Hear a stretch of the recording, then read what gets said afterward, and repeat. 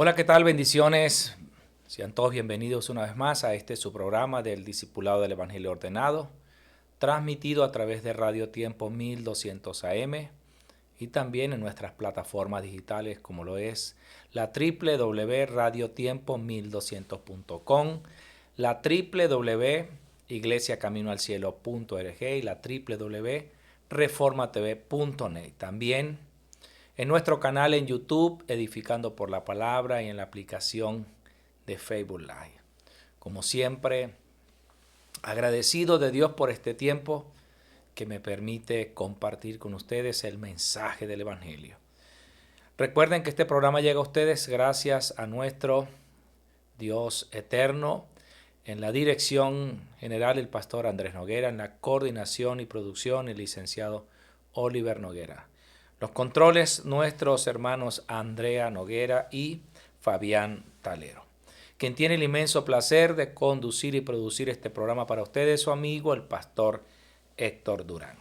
El día de hoy vamos a estar compartiendo la lección número 9, titulada La Iglesia de Jesucristo. La cita bíblica, Efesios capítulo 4, versículos 13 al 16. Recuerden que durante todo este tiempo hemos estado en esa corriente de la palabra. Dios siempre quiere que su pueblo camine en una sola dirección, así como Él lo hacía allá en el desierto, que durante la noche había una columna de fuego y durante el día había una nube. Es decir, que eso siempre les recordaba a ellos que Dios era el que los guiaba. Bueno, nosotros en este tiempo siempre vamos a querer siempre ver la corriente de la palabra y por supuesto estar en esa sintonía. Una vez más agradezco a todos mis hermanos, amigos, que siempre están allí sintonizándonos, que siempre están allí prestos para poder recibir la palabra. Recuerden que nosotros solamente somos esas herramientas, utensilios, recipientes que Dios usa. No, lo que tenemos no es nuestro, es de Él. Por supuesto, siempre tengo que decir, por eso es que Dios en este tiempo nos tiene dando el Evangelio, porque necesitamos preparar, salvar a la próxima generación que en 15 años, en 20 años, estarán ellos justamente en el tapete. Serán esas élites, serán esos jugadores, serán esos modelos, serán esos ingenieros, serán esos científicos, abogados, jueces, presidentes, diputados, gobernadores, alcaldes que estarán en ese tiempo al frente, porque para eso es que Dios los está preparando en este tiempo. No es para que le sucedió como a 2 generaciones atrás, que ir a la universidad era del diablo. No, eso fue el peor engaño de Satanás. Por eso es que mi generación que está antes de mí sufrió, y mi generación, la mía, sufrió también.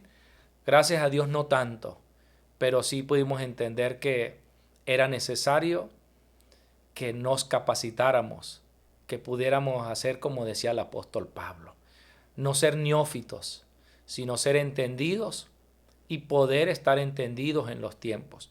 Por supuesto, nada de lo que nosotros hacemos para capacitarnos, si no es con el Evangelio y para el Evangelio, simplemente se convierte en un conocimiento, una información. Pero cuando es por y para el Evangelio, entonces se convierte en la plataforma. Y eso es lo que queremos en este tiempo con la generación que se está levantando y con los remanentes que están ahorita preparándose.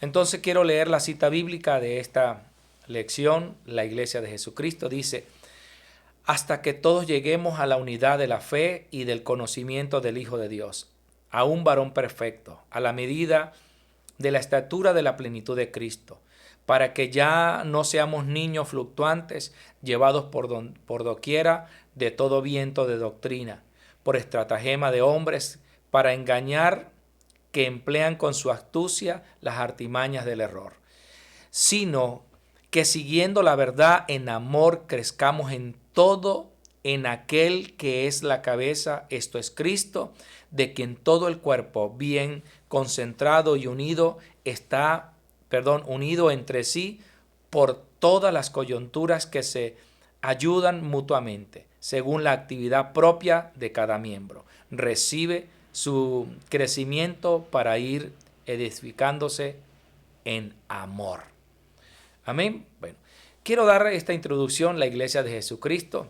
Quiero que sepa que esto no es una clase de historia de la Iglesia, ni quiero darle el concepto de lo que algunos conocen que es la Iglesia o la eclesía. No, quiero enfocarla en lo que hoy en día, ¿qué es la Iglesia de Jesucristo? La Iglesia de Jesucristo comienza en nuestras vidas cuando tú aceptas a Jesucristo como tu Salvador y pasas a ser ese hijo de Dios, pasas a ser miembro, entonces pasas a ser miembro de la Iglesia de Jesucristo, la cual es su cuerpo. Jesús quiere, es Jesús. Jesús quiere que tú como creyente puedas siempre tener presente que debes de crecer. Es lo que acabamos de leer que dijo el apóstol Pablo. Pablo dice, la iglesia tiene que llegar al pleno conocimiento de la plenitud de Cristo. ¿Para qué? Para que no sean niños fluctuantes y no sean llevados por cualquier corriente. O sea, la iglesia tiene que estar consciente. Esto es tener una vida de fe conscientes de quiénes somos, el rol que desempeñamos en esta tierra. El rol que desempeñamos en esta tierra, Jesús lo dijo en Mateo 28, del 18 al 20. El rol de nosotros es ir y hacer discípulos a todas las naciones, enseñándole todas las cosas que Jesús enseñó. ¿Para qué? Para que para que las personas ahora también pasen a ser parte de esa iglesia. Porque aquel que cree en Jesucristo pasa a ser parte de la iglesia. Entonces es importante esto. Ahora bien, ¿qué significa la iglesia de Jesucristo en este tiempo? Originalmente no es un edificio, originalmente no es una organización, no es una organización en particular, sino es un grupo de personas que conforman el cuerpo de Cristo, que se congregan como hijos de Dios, la iglesia. Eso es la iglesia. La iglesia no es una estructura física. La iglesia es una estructura espiritual donde las personas que creyeron y aceptaron a Cristo conforman ese cuerpo. ¿Por qué? Porque acabamos de leer que Cristo es la cabeza y nosotros, la iglesia, somos miembros, cada uno con una función, por supuesto. Por eso que el apóstol Pablo siempre cuando habla de la iglesia y ya habla de las particularidades que tenemos cada uno, habla que somos muchos miembros y habla de las funciones de cada miembro. Y la mejor manera de nosotros ver cómo es la iglesia es viendo nuestro cuerpo. Es viendo nuestro cuerpo, los diferentes miembros, pero aún los que vemos fuera, pero aún los que no vemos que están dentro, que son cada uno de los órganos internos que tiene nuestro cuerpo. Bueno, la iglesia de Jesucristo, al compararla con un cuerpo, es así. Dentro del cuerpo de Cristo hay muchos miembros, unos con funciones, vamos a decir, internas y otros con funciones externas, pero todos haciendo la misma obra y para el mismo Señor. Entonces tenemos que tener presente eso. La iglesia, por supuesto, es edificada en Jesucristo. Mateo 16, 18 dice, y yo también te digo que tú eres Pedro y sobre esta roca edificaré mi iglesia y las puertas del Hades no prevalecerán contra ella. Esta es la iglesia. Entonces, fue el mismo Cristo. Después que Pedro le dijo a Jesús, tú eres el Cristo, el Hijo del Dios viviente, el Señor le dijo, y yo también te digo. Porque recuerden que Jesús le dijo a Pedro, bienaventurado eres, Simón Pedro, porque no te lo reveló ni carne ni sangre, sino mi Padre que está en los cielos. Eso es Mateo 16, 17. Entonces, cuando Él le dice en el verso 18, es porque ahora Él, quien el Señor Jesucristo le estaba diciendo, y ahora yo te digo que tú eres Pedro. Y bueno, y aquí sabemos nosotros que es el argumento y el pretexto de nuestros hermanos de la Iglesia Católica para decir que el apóstol Pedro es el primer papa. Bueno, yo aquí no voy a dar opinión porque primero no vengo para eso. No quiero hablar de eso porque es un tema que para aquellos que en esta hora pueden estar viendo y oyendo, no se sientan incómodos. Lo único que yo quiero que sepan es que Jesucristo no fundó la iglesia en Pedro. Jesucristo fundó la iglesia por las palabras que salieron de la boca de Pedro. Cuando digo la fundó es porque Él vino y cuando Él consumó todo en la cruz, después que resucitó esos 40 días que tuvo con los discípulos, Jesús estuvo en un lugar, y esta es la mejor cita bíblica para demostrarlo, Mateo 16 del versículo 13 al 20, allí se demuestra. Entonces, porque si vamos a decir esto, que la fundó por Pedro, entonces yo voy a decir, bueno, entonces la fundó por Pedro y la desarrolló por el apóstol Pablo, y los demás, que son del cuerpo. O sea, no hicieron nada, ¿no? Eso es igual como hablar de los profetas mayores y menores. El hecho que le digamos o que se le haya dado una clasificación de mayores o menores, no es que sí que los mayores fue que hicieron mayor trabajo y los menores hicieron menor trabajo. No, por eso hablamos del cuerpo. Cada uno cumple una función. La iglesia de Jesucristo es universal e invisible. ¿Por qué es universal e invisible? Porque no hay una iglesia que diga, no, es la iglesia tal. No, la iglesia. Los nombres y denominaciones se los colocó el hombre. Eso lo tienen que tener presente. Que en la iglesia primitiva nosotros no vemos que le pusieron un nombre a la iglesia, sino la iglesia que estaba en Jerusalén, la iglesia que estaba en Antioquía, en Macedonia, en Filipo, en Corinto, allá cuando el Señor habla a las 7 iglesias, Él dice a la iglesia que está y allí menciona las 7 iglesias. Entonces no es la iglesia, hoy en día es que le tenemos nombre.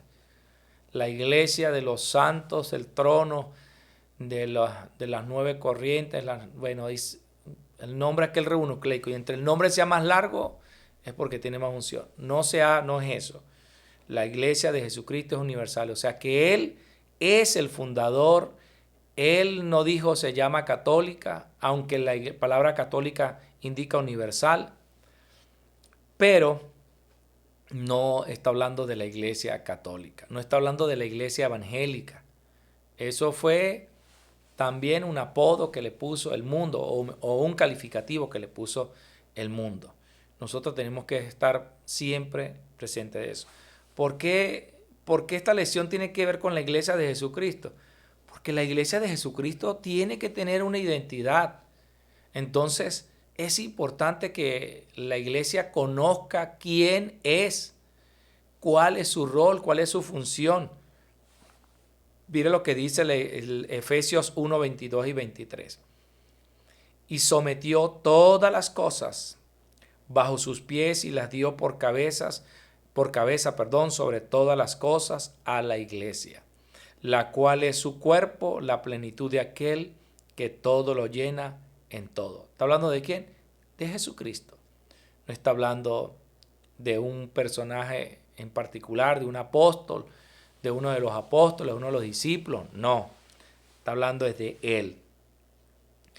La iglesia no es un local, no es una asamblea de creyentes en una casa, ni tampoco un lugar de trabajo. La iglesia es las personas que disfrutan de la salvación, del perdón de los pecados, la victoria en Cristo, de la llenura y la guía del Espíritu Santo. La iglesia es cada persona y que cuando se reúnen, entonces son una congregación, porque se congregan para dar ¿qué? El culto. Eso es la iglesia. La iglesia, mira lo que dice Hechos 11, 25, 26. Después fue Bernabé a Tarso para buscar a Saulo y hallándole, le trajo a Antioquía y se congregaron allí todo un año con la iglesia y enseñaron. ¿Ve que no tiene nombre? ¿Dónde estaba la iglesia? En Antioquía. La iglesia de Antioquía. Y enseñaron a mucha gente y a los discípulos se les llamó cristianos por primera vez en Antioquía. Ve, oiga esto. Se le llamó cristianos por primera vez allí en Antioquía. ¿A quiénes le llamaron cristianos?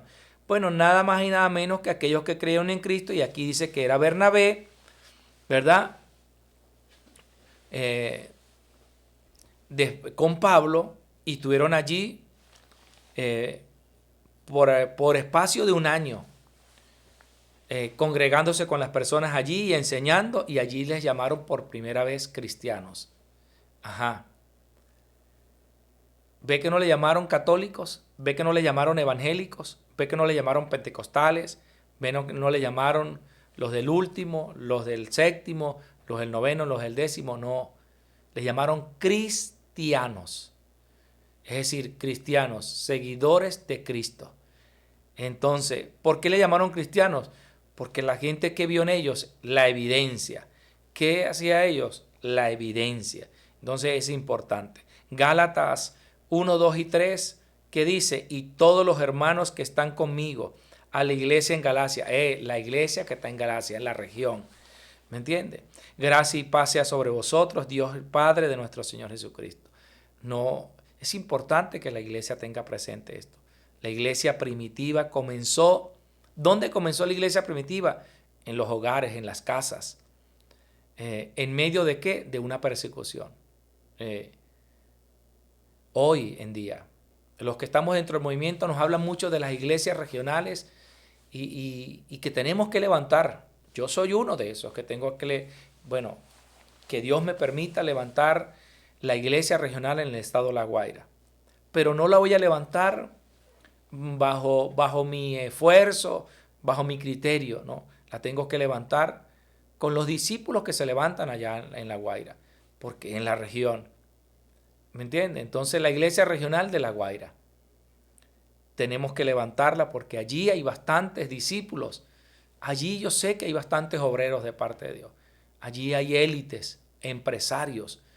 Por eso es necesario que cuando oremos, ese título de oración que tenemos nosotros en la iglesia, cuando oran por mí, por mi esposa y por los hermanos que están en La Guaira, que nosotros podamos ver, ir al campo y poder levantar los discípulos. Y para levantar los discípulos necesitamos hacer ¿qué? Los aposentos altos. Eso es importante. Tenemos que hacer los aposentos altos. Dice 1 Corintios 16, 19. La iglesia de Asia os saludan, Aquila y Priscila, con la iglesia que está en su casa. Os saludan mucho en el Señor. ¿Ve? ¿Dónde estaba la iglesia? En su casa. Ojo.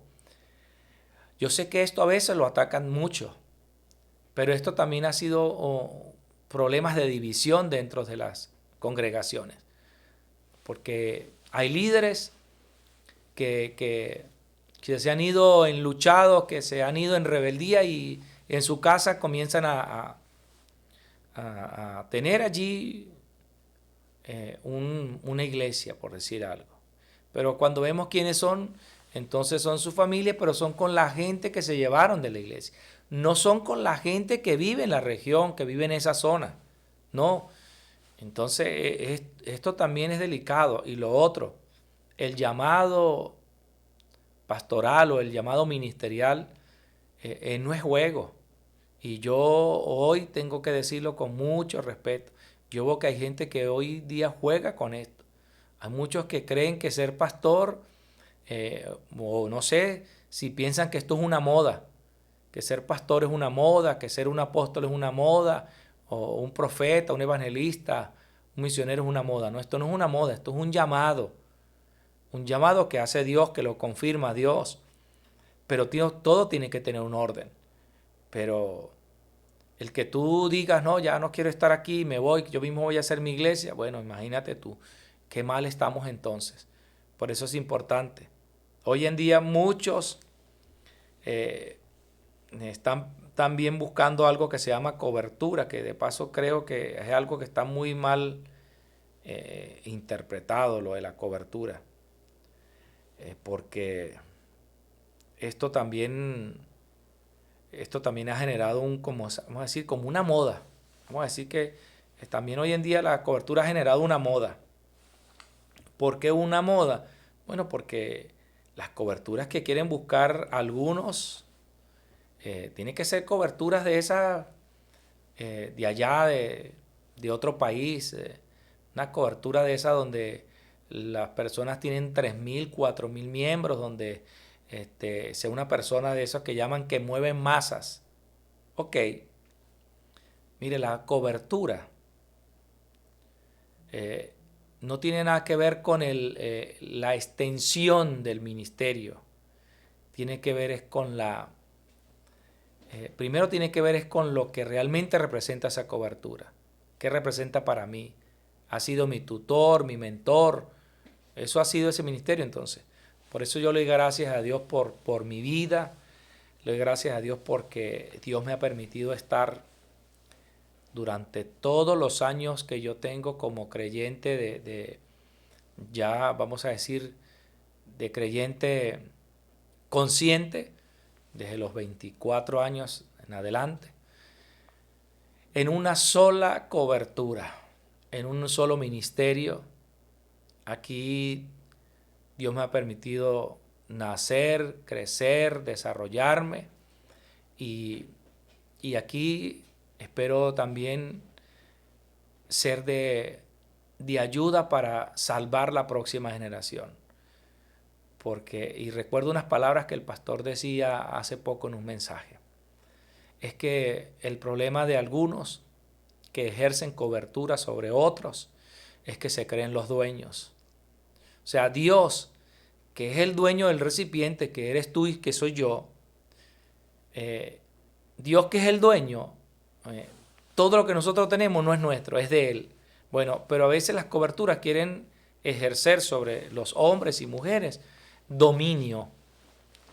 Dominio. Entonces, ese dominio también, eh, no sé si cabe decirlo, también ese dominio quiere ejercer como esa, no sé si es una paternidad, pero creo que eso también está muy mal interpretado. Porque yo, yo que soy padre, mis hijos que ya son independientes, yo no ejerzo dominio sobre ellos. Aunque yo sean mis hijos, ellos son independientes. Lo que no, y no, no los domino. Ah, ejerzo autoridad, sí, por supuesto que hay cosas en las que yo tengo que intervenir como papá. Pero en el caso de la cobertura de una iglesia o de una congregación es diferente. Yo particularmente tengo un concepto muy diferente a lo que es una cobertura. Por lo menos por eso decía yo le gracias a Dios porque de mi vida como creyente ha tenido una sola cobertura ministerial y es la cobertura del Ministerio Camino al Cielo. Mi pastor, mi pastora, siempre han sido los mismos. Espero en Dios que como estamos dentro del movimiento, pues ellos seguirán siendo mis pastores bueno, mis pastores en esta tierra, por supuesto. Y junto con ellos espero eh, envejecer viendo nuestras generaciones crecer, desarrollarse y ser felices, ver cómo ellos disfrutan del Evangelio, cómo ejercerán ese liderazgo y nosotros estaremos allí como esos consejeros, viéndolos. Yo digo que un padre, que Dios, que es nuestro creador, nos ve a nosotros y Él no es que se sienta orgulloso, pero cuando vino Jesús a la tierra y vio a Jesús, cuando el Espíritu se posaba sobre Él y que estaba siendo bautizado, dice que los cielos se abrieron y el Padre dijo, este es mi Hijo amado, en el cual tengo complacencia o en el cual me contento. Bueno, yo creo que Dios hace lo mismo con nosotros. Yo creo que Dios se complace cuando nosotros hacemos su obra. Cuando nosotros hacemos su obra, no la nuestra. Entonces yo creo que la mejor cobertura que podemos ejercer sobre otros es poder hacer lo que Jesús hizo y enseñó. Poderles enseñar, poderles compartir. No porque nosotros seamos más que ellos o menos que ellos, sino que bueno, siempre habrán los tutores, siempre habrán quienes estuvieron antes que otros. Y eso lo vemos en la Biblia. Antes que un José, que un Moisés, tuvieron un Abraham, tuvieron un Isaac, un Jacob. Entonces, ellos tuvieron una referencia. Bueno, que en Venezuela el movimiento de la evangelización de Aposento Alto de Marcos tenga una referencia. Que aquellos que Dios nos permitió alcanzar esa gracia hace algunos años atrás, pues nosotros podamos ver ese fruto dentro de no muy muchos años, sino dentro de pocos años, unos 10 años, 15 años, podamos ver a nuestros hermanos que hoy se están desarrollando, se están discipulando, verlos a ellos como los protagonistas del movimiento de evangelismo. Así que eso para mí debe ser la mayor felicidad que debe sentir un hombre o una mujer que ha servido de tutor, de maestro para otro. No el que ha ejercido un dominio, porque entonces eso es ser un amo. Y aquí en la iglesia no existen los amos. En la iglesia existe un Señor, un Salvador, y ese es el Señor Jesucristo. Él es la cabeza, nosotros somos el cuerpo y cada uno tiene una función. Y esto es lo más importante. Por eso hablaba esto, lo de la cobertura, porque es importante que la iglesia sepa que su cobertura es Jesucristo, porque es la cabeza. Que en la tierra tenemos que sujetarnos y someternos, sí, pero es que una cobertura bendice, una cobertura no te somete, una cobertura no te maldice. Y eso lo tenemos nosotros que tener presente. Una cobertura te desarrolla, te forma. Entonces eso es una bendición que nosotros hoy en día tengamos esa bendición sobre nuestros hermanos remanentes que se están levantando en este tiempo. Por supuesto que la función de la iglesia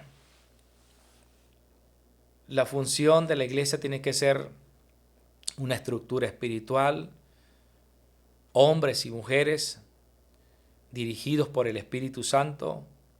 Por supuesto que una iglesia, una asamblea que sea dirigida por el Espíritu Santo, aunque haya un hombre o una mujer con la visión de Dios, eso lo tenemos que entender.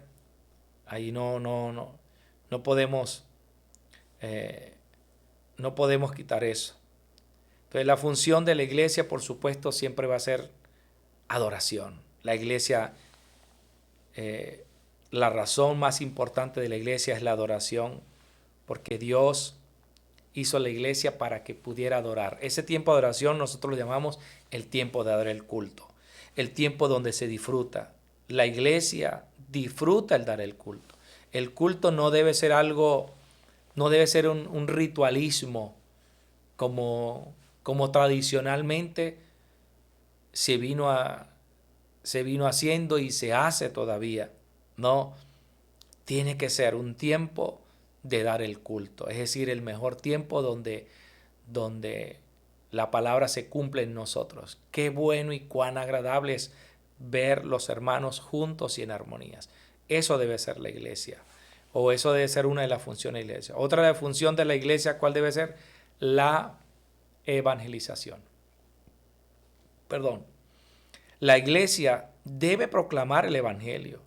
No debe proclamar el evangelio de cualquier modo. Debe proclamar el evangelio con el método correcto. Por eso, el evangelizar tiene que ser de acuerdo con el método de Dios. Primera de Corintios 1:21 dice, pues ya que la sabiduría de Dios, el mundo no conoció a Dios mediante la sabiduría, agradó a Dios salvar a los creyentes por la locura de la predicación. Nosotros sabemos que para alguna predicación es una locura, pero también el pueblo creyente le dio, como dicen por ahí, para que esto fuera más que un dicho, fuera un hecho, porque las personas que dicen a veces que no, yo estoy loco por Cristo, no, loco no, lo que son es fanáticos religiosos y lo menos que tienen es locura por Cristo. Por supuesto que dentro de la evangelización nosotros sabemos que es cumplir con ese mandamiento del Señor Jesucristo que es Mateo 28, 28 al 20, ir por todo el mundo. Y también lo que dice Marcos 15, 16 al 20, a toda criatura, a todas las naciones. Por eso nuestra oración es que se levanten los discípulos. ¿Para qué nosotros hacemos los discipulados, los entrenamientos? Es para que nuestros hermanos se puedan consolidar en el fundamento del evangelio.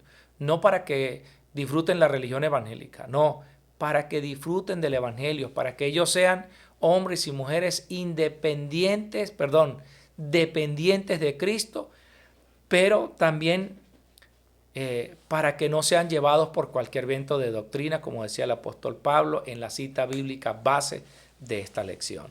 Es importante que lo tengamos presente. 1 Corintios 9, 16 dice, pues si anuncio el evangelio, no tengo por qué gloriarme, porque es impuesta necesidad y ay de mí si no anunciar el evangelio. O sea, es una necesidad, no es que si quiero, no. Una de las funciones también de la iglesia, ¿cuál es? La edificación. Mire, esta cita bíblica siempre me gusta. Efesios, la voy a leer aquí, porque aquí vamos a tumbar un grillo. Efesios 4, 11 y 12. Quiero leerlos porque es importante. Que a veces la gente... versos 11 y 12.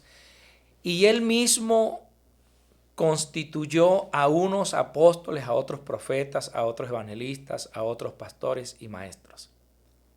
¿Para qué? Aquí viene para qué. A fin de perfeccionar a los santos para la obra del ministerio, para la edificación del cuerpo de Cristo. ¿Para qué? Para que todos lleguemos a la unidad de la fe y del conocimiento del Hijo de Dios, a un varón perfecto, a la medida de la estatura de la plenitud de Cristo. Allí, nótese que la función de la iglesia y de los ministerios es para edificar a los santos, no para dominar y someter a los santos, no para maldecir a los santos. O sea, por eso es que decía hace un rato, no sé qué es esto de la moda que hoy en día está la moda que muchos quieren ser pastores, muchos... Hermano, mire, esto no es una moda, esto es un llamado. Ahí dice el apóstol Pablo y él mismo, ¿quién? Jesucristo constituyó a unos apóstoles, profetas, evangelistas, pastores y maestros. Y dice, ¿para qué? Para edificar a los santos. O sea, edificar, para formarlos, para ayudarlos, no para tenerlos allí sometidos y decir, estos son mis ovejas, estos son míos. No, no, no, no. Hermano, las ovejas son de Cristo, los creyentes son de Cristo. Entonces, decía el pastor en una predicación hace poco, hace 2 semanas atrás, decía, oye, qué empeño de algunos hombres y mujeres de Dios de pelear por ovejas, de pelear por lugares, de pelear por territorios. Oh, porque Dios me envió por un territorio. Entonces, hermano, qué tremendo gesto cuando Dios nos manda a unirnos. Cuando vamos a un territorio, vamos a ver quiénes están en este territorio que son del cuerpo de Cristo para unirnos y poder conquistar ese territorio. Y no decir, estos son míos, estos son tuyos, vamos a repartirnos. ¿Cuánto es que nos ganamos en el evangelismo? Bueno, la mitad. Pues, no, esto no es así. Por eso la importancia dentro del movimiento que llamamos el campamento. El campamento es eso, donde vamos a un territorio, una región, y lo primero que vamos a buscar a esos que están allí, que por supuesto son de diferentes denominaciones, pero que cuando vamos a evangelizar, no vamos a evangelizar con nuestros métodos doctrinales, no vamos a predicarle la doctrina, o no vamos a decir, mire, eso sí, usted se va para mi iglesia, no. No, mire, usted se va para... No, no, no, no. Esto es realmente lo que dentro del movimiento llamamos el campamento de evangelismo. Entonces, esa es una de las funciones que nosotros podamos entender esto. La iglesia tiene que edificar fielmente a los nuevos creyentes para que alcancen la madurez espiritual. Mire el apóstol Pablo lo que le decía a Timoteo, 1 Timoteo 4, 12 y 13. Ninguno tenga en poco tu juventud, sino sé ejemplo de los creyentes en palabra, conducta, amor, espíritu, fe y pureza. Entre tanto que voy, ocúpate de la lectura, la exhortación y la enseñanza. Eso es lo que tiene que hacer la iglesia. Discipular a las personas se entrenen.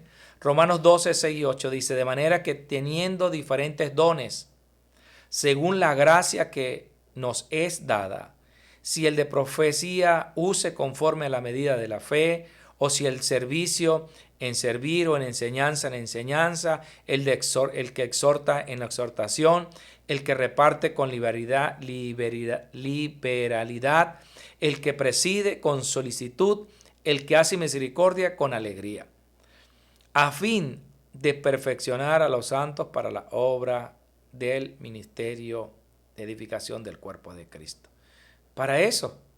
O sea que todo lo hacemos ¿para qué? Para edificar y perfeccionar a los santos. Entonces nosotros tenemos que ver.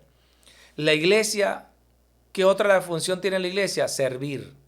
La iglesia debe entender que somos llamados a servir. El Señor dijo que aquel que quiera ser grande debe de servir primero. Entonces, una iglesia que sirve y enseña a los nuevos creyentes es una iglesia que está dispuesta a ver los obreros y a ver los remanentes levantarse. Y por supuesto, una iglesia sirve, pero también una iglesia que está dispuesta a formar a la próxima generación, que son los niños. Por eso es necesario que la iglesia tenga los 3 atrios. Es necesario que la iglesia tenga los 3 atrios. 1 Corintios 4:10 dice, nosotros somos insensatos por amor de Cristo, mas vosotros prudentes en Cristo, nosotros débiles, mas vosotros fuertes, vosotros honorables, mas nosotros despreciados. Nosotros tenemos que ver esto. Ejemplos de Jesucristo tenemos. Juan 13:14, pues si yo, el Señor y Maestro, he lavado vuestros pies, vosotros también debéis lavar los pies los unos a los otros. Por supuesto, esto tiene que ver con ¿qué? Con servicio, con humildad y sin excepción. No es que tengamos, bueno, de hecho hay congregaciones que practican esto, pero no significa que lo vamos a hacer de manera literal, significa que vamos a aplicar lo que lleva a eso. Es decir, todos estamos dispuestos a servirnos unos a otros. Tenemos que ser evangelistas y misioneros para este mundo. Marcos 16:15, y les dijo, ir por todo el mundo y predicar el evangelio a toda criatura. Nosotros tenemos, una de las funciones de la iglesia es que la iglesia debe tener siempre y levantar los evangelistas y misioneros. Esa es una de las funciones de la iglesia, o de la iglesia, no las iglesias, la iglesia. La iglesia debe tener presente la evangelización, pero para que haya la evangelización tienen que estar los evangelistas, pero tienen que estar los misioneros. Entonces, es necesario que usted y yo podamos entender que la iglesia de Jesucristo cumple funciones, pero más que funciones, tiene una estructura espiritual y que a veces los creyentes desconocen esto. Por eso que nosotros cuando a un creyente lo bautizamos, le decimos que pasa a ser miembro activo, dejó de ser miembro pasivo para ser miembro activo, que ahora tiene que compromisos, responsabilidades con la congregación. ¿Por qué? Porque ahora tiene que servir, porque ahora tiene que estar atento a todas las actividades de la iglesia para que forme parte y se forme y pueda entender la multiforme gracia de Dios en la congregación. Entonces es importante que tengamos esto. Y por último quiero concluir. La iglesia, quiero concluir con esto. ¿En qué debe estar enfocada la iglesia en este tiempo? Como estamos hablando de la iglesia de Jesucristo, entonces quiero concluir. ¿En qué debe estar enfocada la iglesia en este tiempo? La iglesia debe estar enfocada en poder tener el entrenamiento del fin de semana. Es decir, donde haya ese tiempo de sanidad, donde haya ese tiempo de formación para los jóvenes y donde haya el disfrute del culto. ¿En qué también se debe enfocar la iglesia hoy en día? En poder restaurar los 3 atrios. El atrio de los gentiles, donde todas las personas puedan venir. La iglesia ya no puede negarle la entrada a las personas porque vienen vestidas de una manera, porque vienen de la otra, porque aquí no entra así, aquí no entra así. O sea, estamos igual como en el templo, cuando Jesús llegó al templo y vio que aquello era un mercado. Pero la iglesia no tiene un mercado, pero la iglesia le niega la entrada. Es casi lo mismo. Negarle la entrada es casi lo mismo como si tuvieras un mercado, porque le niega la entrada es que, le negaste la entrada, pero ¿dónde está el espacio para que ellos estén? ¿Dónde está el espacio? Entonces la iglesia tiene que restaurar eso, de que por muchos años se han visto las personas que se le niega la entrada a una persona que venga vestida con poca ropa, con mucha ropa, o que venga con actitudes, o porque viene o con olores, etcétera, o porque, y mucho más aún, si porque viene con un color u otro, o sea, racismo. O sea, no podemos ser clasistas. No hay excepción de personas. Eso es lo que nosotros tenemos que entender en este tiempo. Entonces, el atrio de la oración. Por supuesto, ¿qué se hace en el atrio de la oración? El atrio de la oración, las personas reciben sanidad. Y las primeras personas que reciben sanidad en ese atrio de oración somos nosotros. La iglesia no está acostumbrada, no tiene el hábito, es la palabra. la iglesia no tiene el hábito de la oración. Y menos congregacional, no la tienen. Yo sé que hay iglesias y nosotros la tuvimos, culto de oración, pero ¿cómo eran esos cultos de oración? Bueno, nosotros no lo hicimos así. Pero esos cultos de oración eran aquellos, hermanos, donde la gente pegaba gritos, donde esto, lo otro. Pero no había ese tiempo de concentración donde la iglesia tuviera los mismos títulos de oración, donde la iglesia toda fuera a orar. No, siempre iban los mismos viejitos. A la oración siempre iban los mismos viejitos. Los jóvenes ni nada. Entonces yo, que era un adulto joven en ese momento, pues pude percatarme que quienes más iban a la oración eran las personas mayores, tercera edad. Pero adultos mayores, es decir, la gente de 30 años, de 25 a 30 a 40 años no iban.